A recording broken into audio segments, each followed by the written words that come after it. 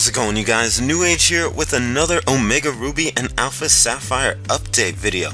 Now, we have got some new megas for you, as well as some pretty awesome information.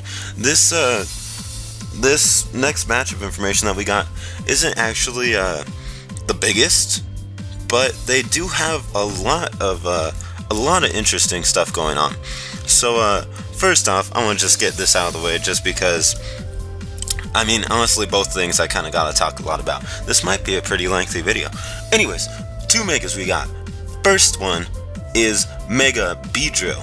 Now, I like that they're doing this. I appreciate them giving Mega Pokemon to all these unexpected Mega Pokemon that you wouldn't expect to get Megas. So there was like Lopunny, and then now Beedrill, and you know, whatever else we got next. I'm just kidding.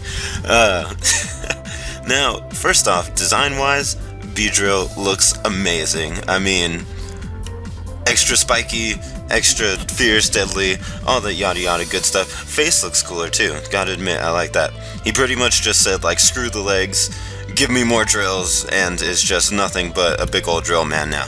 So, way to go for you, Beedrill, looking nice and powerful. And on top of your new look, you got yourself a pretty decent ability too. We have adaptability for Mega Beedrill.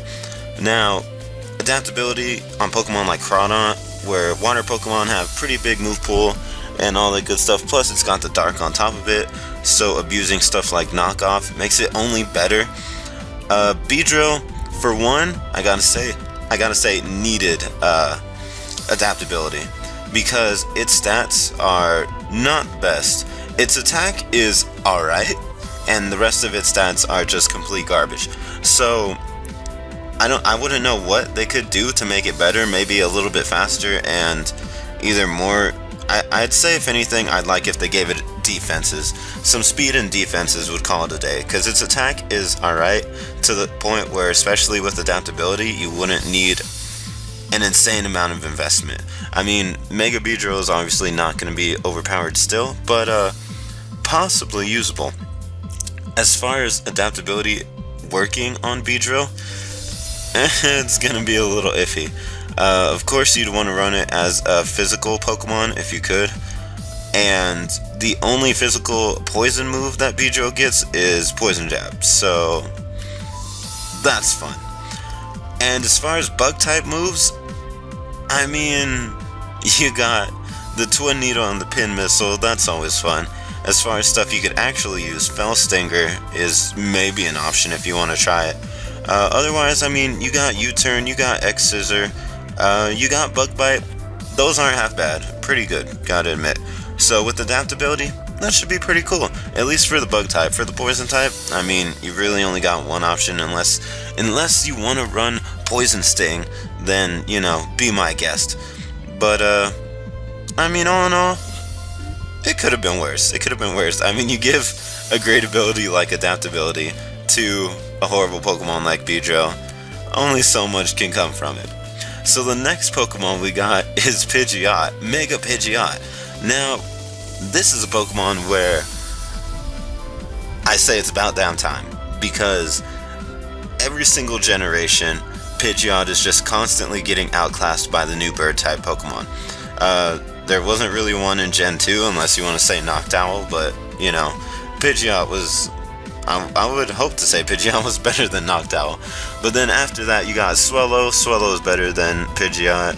And then Staraptor, insanely better than Pidgeot. And then Unfezant was kind of like a in-between from Staraptor and Swellow, I guess. Actually, I want to say Swellow is better than Unfezant.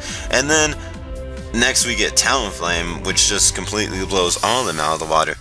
And I thought, oh my gosh, what better way to make Pidgeot better than give it a Mega and introduce the new flying ability to Pidgeot and give it Gale Wings. That would have just all in all made it completely better. Priority speed not a thing, you know, priority Roost and Brave Bird, you know, same as Talonflame basically, but with Pidgeot. I mean, most people would respect to use Pidgeot. Also, before I get into its ability even more, forgot to talk about its design. Mega Pidgeot is exactly what I would have expected, and it's a good thing. It's a good thing. Mega Pidgeot looks so cool. The nice flowing hair, still a thing. You got them crazier eyes now. Cool tail, bigger wings. It's like a it's like a Pidgeot with a Staraptor and a Braviary, and maybe some no, I already said Staraptor. Maybe some Noctowl up in there too. It's like a whole bunch of bird Pokemon combined into one. So design, aced it. Couldn't have done it better myself. Now back to its ability. Unfortunately, it does not get Brave Bird. It gets No Guard. Now, No.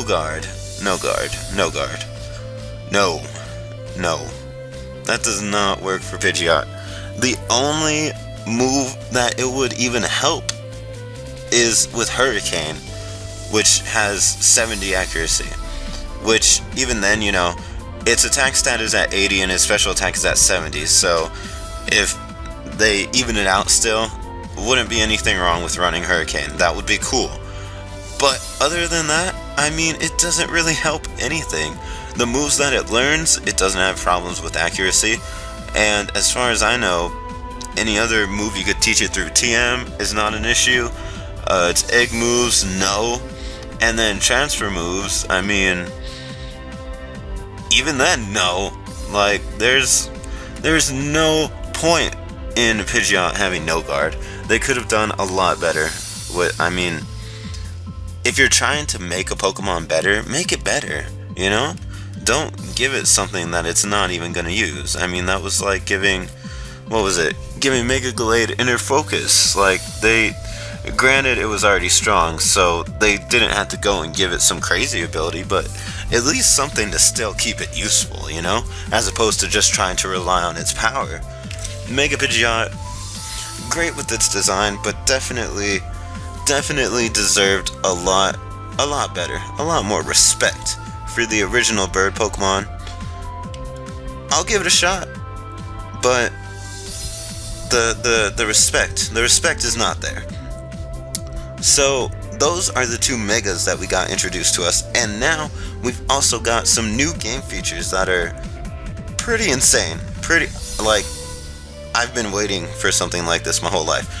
So basically, I'll go ahead and put the images up right now. We've got pictures of your character being able to fly on Megaladius and Megaladios.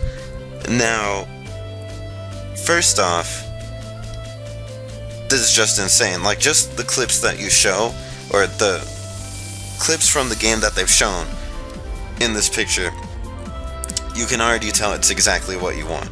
You can basically get to just fly around, control it how you want, maybe not land anywhere you want, but landing in certain places, whatever, that's good enough.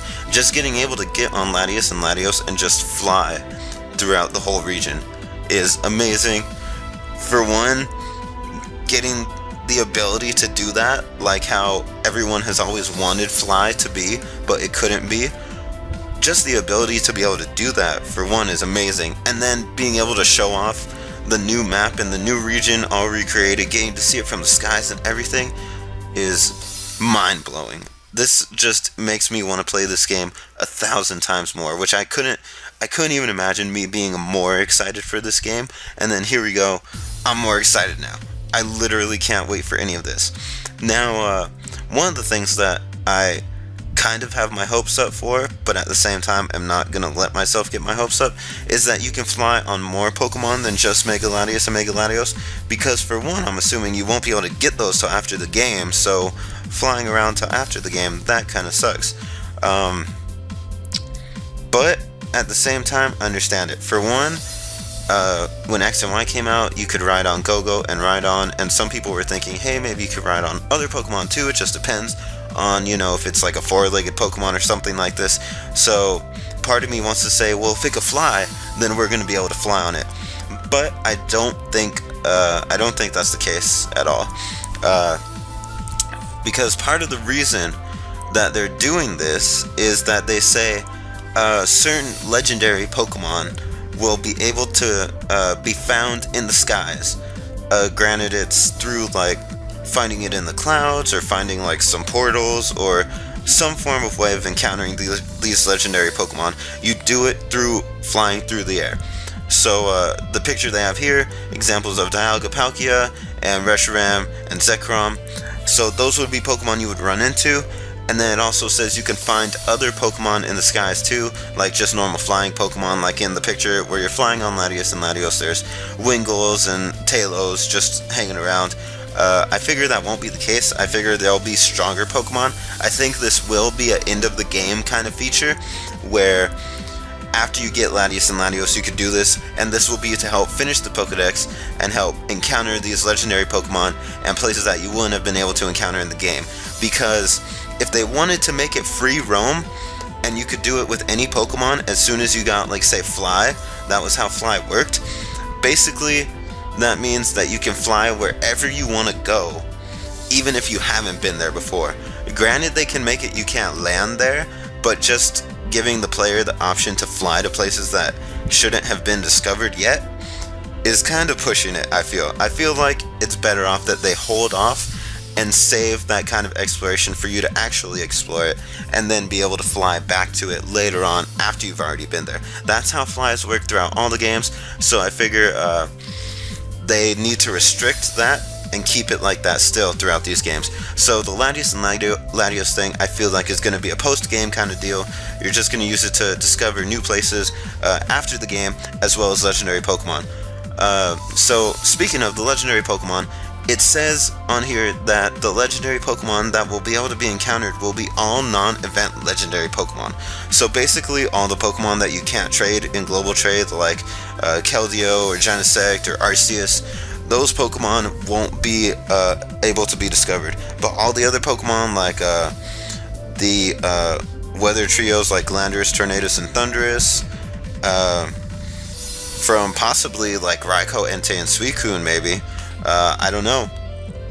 But this is definitely gonna be like the next, you know how they always make a game that comes out that's kind of not so much post-game, and then they don't have the move tutors, and they only have like a certain amount of legendary Pokemon. Like that was how Black and White was, right? And then Black and White 2, they expanded it with like more legendaries and move tutors and all that stuff. So this is what they're doing. X and Y was the this is a 3DS Pokemon game. Here you go, enjoy it. This is what it is, and that's all there is to it. Now with Ruby and Sapphire, they're slowly starting to show that this is going to be the more in-depth game, the more popular of the games, obviously. This is going to be the one where they're going to have move tutors, they're going to have post-game, they're going to have a lot of legendaries, they're going to have a lot for you to do in this game, and that gets me extremely excited. So that's basically what they've said for this game. They haven't said when we're getting the Latios and Latios stones, but for those of you who don't know, Mega Latios and Latios weren't supposed to be revealed, as far as I know, in X and Y. It was more people dug into the game and found them, and then found the stones and all that. So this actually would have been a much bigger deal that Mega Latios and Mega Latios would have been a Pokemon to be released now. But that's okay. Now it's for sure confirmed that it is going to be in Ruby and Sapphire. We don't know when we're going to get the stones yet, but we do have those features now that we know about the game, and it just all looks so amazing. They're just, like with every update, adding more and more to do to this game, and it's just making it look like literally the best Pokemon game that's ever gonna be made anytime soon, until they just make something that completely blows this out of the water. But I can't even imagine how good of a game that could be. So for now, we got this game. It's gonna be amazing. Can't wait to play it. Getting more hyped every single day, getting closer and closer to the day when it's coming out, and just can't wait to see what else they've got in store for us.